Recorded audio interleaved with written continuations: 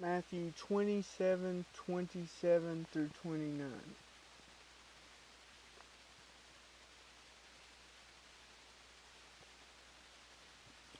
Okay.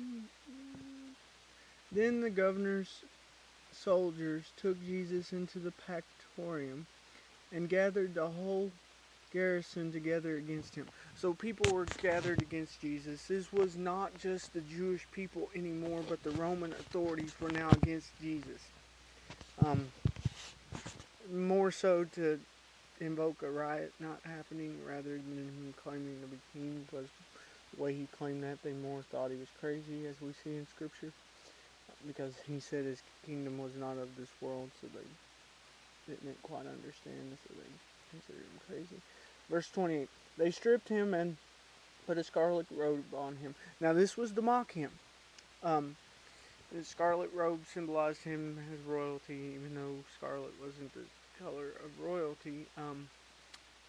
Purple and blue often was, but this robe was to mock him. They wouldn't have dared put a purple one on because it would have caused even more trouble, but they were mocking him. Verse 29, they braided a crown of thorns and put it on his head, and a reed in his right hand, and they kneeled down before him and mocked him, saying, "Hail the King of the Jews."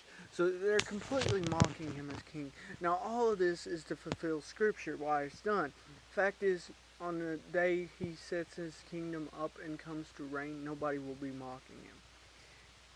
And those who choose not to bow down to him now will regret the fact that they mocked him. Regret the fact that they didn't accept him as king. Reject the fact that they didn't accept him as Lord. Fact is, Jesus had to do this.